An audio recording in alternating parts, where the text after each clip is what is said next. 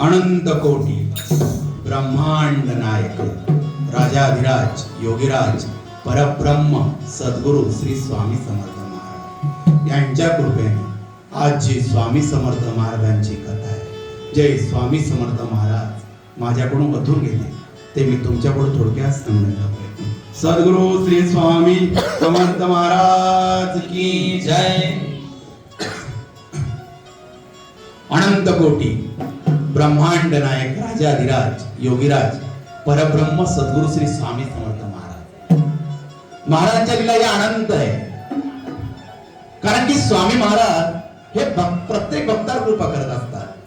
त्या भक्ताने स्वामींचं नाव घेवो अगर ना घेवो, जर स्वामींची कृपा जर त्याच्यावर झाली, महाराज स्वतःहून त्याला आपल्या जवळ भेटायला बोलून येत असतात. आणि एक कथेमध्ये आपण बघितलं, स्वामींनी किती दूर त्यांचा भक्त असला त्याला आपल्या जवळ बोलून घेतलं.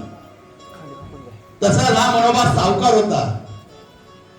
हा मनोबा सावकार प्रत्येक गरिबाची काळजी करत असायचा, दान धर्म करत असायचा, अन्नदान करत असायचा.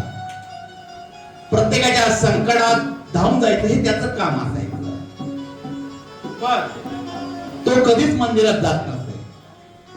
त्याच्या मनामध्ये भाव होता, जो माझा मानवता धर्म आहे तोच माझा देव आहे, म्हणून तो कधीच मंदिरात जायचा नाही. त्याचं कायम कोणी अडचणीत असतं त्याच्या घरी जायचं, त्याला मदत करायची आणि त्याच्यासाठी अर्ध्या रात्री जाऊन जायचं. आणि अनेक वेळा तो अन्नदान करत असते. संपत्ती पूर्ण होती, त्याचा सदुपयोग हा मनोबा सावकार करतात. कोणाला कधी त्रास देत नसे, कोणाला अडचण असली, हा मनोबा सावकार त्याच्यासाठी धावून जातात. गावामध्ये चर्चा चालायची की आपल्या गावामध्ये कोणाला अडचण आली तर आपला सावकार मनोबा आपल्यासाठी धावून येतो. पण हा देवाचं नाव घेत नाही, कधी मंदिरात जात नाही, याची लोकांना चिंता लागत असते. आपल्याकडे सुद्धा असते एखादी व्यक्ती खूप चांगलं कार्य करत असते, आपल्याला त्याचं कार्य आवडतं, पण आपण त्याच्या चुका काय त्या बघत असतो. हा असं का करत नाही, हा तसं का करत नाही. फायदा प्रत्येकाला होत असतो, पण त्या व्यक्तीमध्ये अजून त्याने असं करावं आपल्या अपेक्षा वाढत चालतात. म्हणून या सावकाराकडे सर्वांच्या अपेक्षा वाढत चालल्या होत्या. आणि हा सावकार सर्व करून घरी आल्यावर त्याला जो आनंद मिळत असे तो त्याच्यासाठी फार वेगळा असायचा. आणि माझा ब्रह्मांड नायक अक्कलकोट मध्ये आनंदात बोलायचे स्वामी महाराज, आमचा मन्यावागा लोकांची सेवा करतोय आणि त्या सेवेचं फळ त्याला मिळतंय. महाराज हे वारंवार बोलत होते, त्याचा अर्थ कोणाला समजत नव्हते. स्वामी महाराज कोणत्या मण्याचं नाव घेत आहे, महाराजच्या मनात चाललं काय. बाळप्पा महाराज मनातल्या मनात विचार करत होते. आणि हा सावकार एक दिवस पूर्ण गावामध्ये अन्नदान करत होता. सर्व करून घरी आला आणि रात्री शांत झोपला. आणि रात्रीच्या सुमारास त्याला एक स्वप्न पडलं. लख प्रकाश, त्या प्रकाशामध्ये एक तेजस्वी व्यक्ती त्याला दिसते. त्या व्यक्तीकडे तो बघतोय. काय झालं त्याला समजत नाही, कोण आहे काही कळत नाही. स्वप्नामध्ये त्याला पूर्ण शरीराला घाम फुटलेला होता. त्या शरीराला घाम फुटल्यानंतर तो स्वतः बसतोय. त्याला सुचत नाहीये की आपल्याकडून काय होतंय, कोण व्यक्ती. तो स्वतःच्या भानामध्ये राहिलेलाच नाहीये, विचार करतोय. आणि ज्यावेळेस तो घाबरून उठला, पत्नीने उठला, अहो काय झालं. पत्नीने हातामध्ये पाणी दिलं. तो एकदम विचारात पडलेला होता आणि पत्नीला सांगू लागला, मला असं असं स्वप्न पडतंय, एक तेजस्वी व्यक्ती मला दिसते, हजारो सूर्य एकत्र व्हावे असा तेजोमय प्रकाश मला दिसतोय. आणि त्या प्रकाशामध्ये काय मला अजिबात काही सुचत नाहीये, मला काहीच समजत नाहीये आणि मला भीती वाटते. सावकार घाबरला, अंग थरथर होऊ लागलं. दुसरा दिवस तो पूर्ण दिवस विचार करू लागला, असं का होतंय, असं कोणतं स्वप्न आहे, मला काय दिसतंय. दुसऱ्या दिवशी परत रात्री तो झोपी गेला आणि परत तेच स्वप्न पडलं. त्या स्वप्नामध्ये तेच त्याची अवस्था खराब होऊ लागली. आता पत्नी त्याला रोज उठवू लागली आणि रोज त्याला ग्लासभर पाणी देऊ लागली.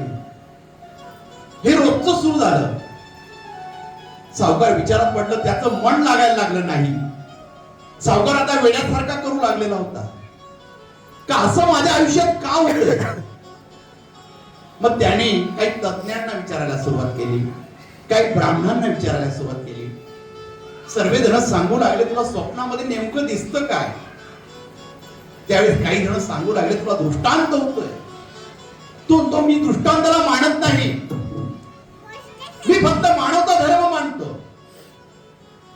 काही साधू संतांकडे गेला, मला असे स्वप्न पडत आहे, आता मला स्वस्थ बसता जात नाही, मला सुचत नाहीये. हा सावकार कावरा बावरा होऊ लागला. त्याला समजत नव्हतं काय करावं. रोज रात्री तेच स्वप्न. एक दिवस तो दुपारी 12 वाजता फिरत असताना एक साधू भिक्षा मागत होता. हा त्याच्या जवळून चाललेला होता. सावकाराला त्या साधूची दया आली आणि त्याला आपल्या घरी बोलवलं. साधूला घरी आल्यावर दक्षिणा दिली आणि त्याला जेवणाची व्यवस्था केली. आणि राहून याने त्या साधूला विचारलं, मला असं स्वप्न पडतंय. साधू हसून बोलला, क्या सोच रहा है? स्वामी बुला रहा है, तू जाना चाहिए, इधर क्या कर रहा है? तो साधू हे शब्द बोलतोय. तो हात जोडून उभा आहे, काय करू मला सुचत नाहीये. तू निघलं पाहिजे आता घरातून, सोड आहे सर्व, तुझा गुरु तुझी वाट पाहतोय. सावकाराच्या अंगाला कापरं फुटलं. पण कुठे जाऊ? अक्कलकोटच्या दिशेने का? तिथे ब्रह्मांड नाही तुझी वाट पाहतोय. तुझ्या प्रश्नाचं उत्तर तुला तिथेच मिळेल. सावकाराला आनंद झाला. त्याने पत्नीला सांगितलं, तयारी कर, आपण अक्कलकोटला गेलं पाहिजे. मला ब्रह्मांड नायक आनंदाने नाचत होता त्या दिवशी. आमचा मनोबा येणार, अक्कलकोट मध्ये येणार, आम्हाला भेटणार. स्वामींच्या मुखामधून वारंवार शब्द निघत होते. आणि हा त्या ठिकाणी अक्कलकोटच्या दिशेने रवाना झालेला होता. रस्त्यामध्ये प्रत्येकाला अन्नदान करत होता, प्रत्येकाला दक्षिणा देत होता आणि आनंदाने अक्कलकोटला निघालेला होता. अनेक दिवस प्रवास करून अक्कलकोटला पोहोचला. स्वामींचा दरबार भरलेला होता आणि माझ्या दरबारामध्ये माझा ब्रह्मांड नायक या सावकाराची वाट पाहत होता. सावकार अक्कलकोट मध्ये सर्वांना विचारतोय, स्वामी समर्थांचा दरबार कुठे? मला स्वामी कुठे भेटतील? असं विचारत तो वटवृक्षापर्यंत येऊन पोहोचला. माझे स्वामी वटवृक्षाच्या छायेत बसलेले, सर्वांना आनंदाने आशीर्वाद देत आहे. महाराजांचा आनंदाने चेहरा फुललेला आहे. आणि काही क्षणात हा मनोबा सावकार तिथे येतोय आणि गर्दीमधून हळूच काही स्वामी भक्तांना बाजूला करून त्याला ते तेजोमयी दर्शन स्वामींचं होतंय. जे स्वप्नामध्ये तेज आहे ते तेज आता त्याला साक्षात दिसतंय. सर्वजण स्वामींना बघताय, याला स्वामी नाही दिसत आहे. जे स्वप्नामध्ये तेज आहे, जो प्रकाश आहे, तो प्रकाश स्वामींची आकृती पूर्ण दिसते. हा तिथून हात जोडतोय, डोळ्यामधून अश्रू येत आहे.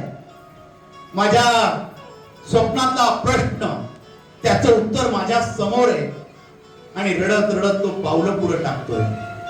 आणि माझा ब्रह्मांड नायक आशीर्वाद देता देता माझ्या ब्रह्मांड नायकाने दोन्ही हात उंच केले. जशी मिठी घ्यायची आहे मनोबाची, अशी स्वामींची कृती झालेली आहे.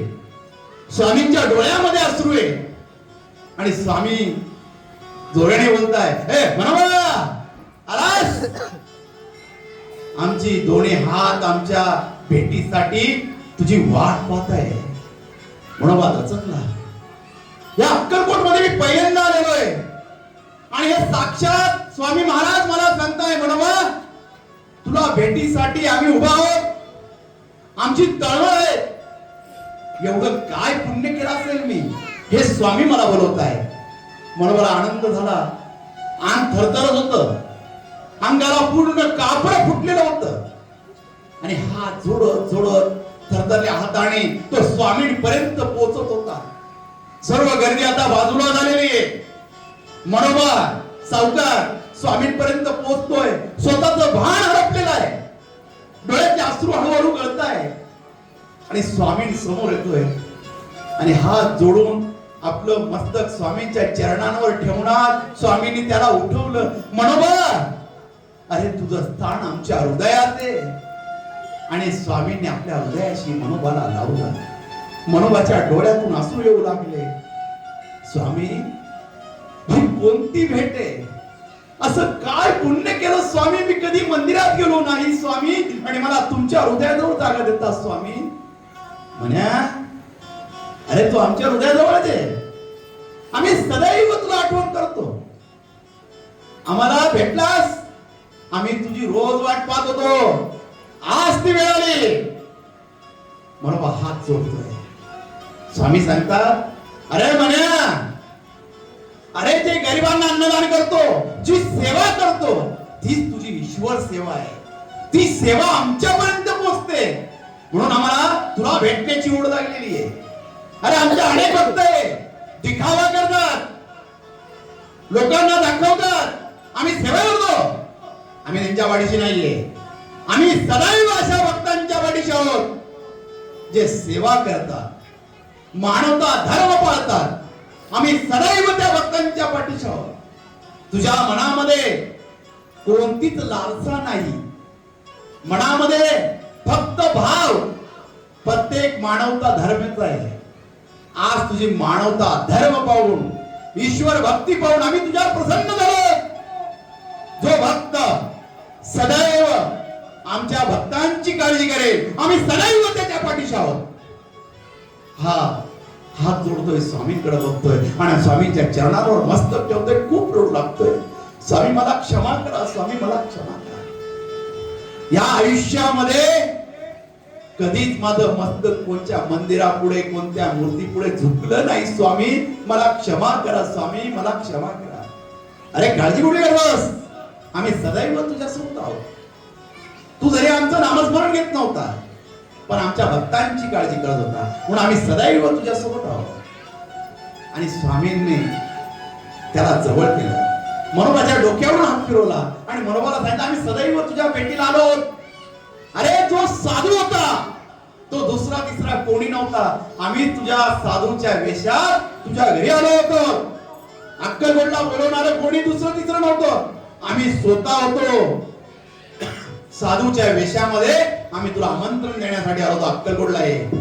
तुझ्या प्रश्नाचं उत्तर मिळालं. हा मनोबा स्वामी पुढे थरथरल्या हाताने स्वामींना सांगतो, हो स्वामी, मनाचा प्रश्न मिटला स्वामी. आता आयुष्यामध्ये काहीच नको स्वामी. सदैव तुमच्या चरणांची सेवा करावी हीच आता माझी इच्छा आहे. स्वामी महाराजांनी मनोबाला आशीर्वाद दिला. त्याच्या डोक्यावर हात फिरवला आणि एकच आशीर्वाद दिला, भिवू नकोस, मी तुझ्या पाठीशी आहे. श्री स्वामी.